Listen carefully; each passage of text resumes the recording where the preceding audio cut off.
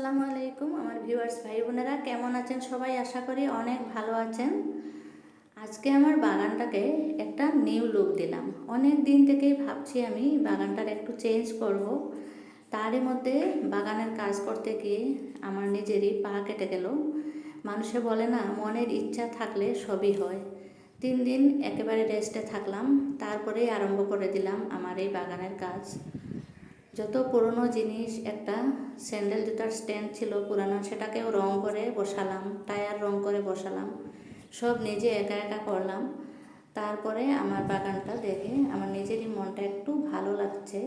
অসুস্থতার মধ্যে বাগানে যখন ফুলগুলো দেখতে পাই তখন মন ভালো তো হয়েই, সাথে সাথে শরীরটাও ভালো হয়ে যায়। এ পাশটায় রেখেছি আমি বড় বড় গাছগুলো, আরও অনেক আছে আমার কাছে বড় গাছ। ওগুলো এপাশে আনা হয়নি এখনও, একা একা পারছি না, আর কাউকে সাথে নিতেও পারছি না, তেমন কোনো লোক পাচ্ছি না। খুব তাড়াতাড়ি বাগানে বাকি গাছগুলো এনে এই সাইডে সাজিয়ে নেব।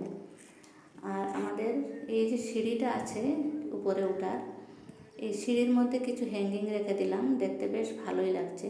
আপনাদের যদি ভালো লেগে থাকে অবশ্যই একটা লাইক আমি আশা করছি, আর চ্যানেলটাতে নতুন হলে এটা সাবস্ক্রাইব করে দেবেন।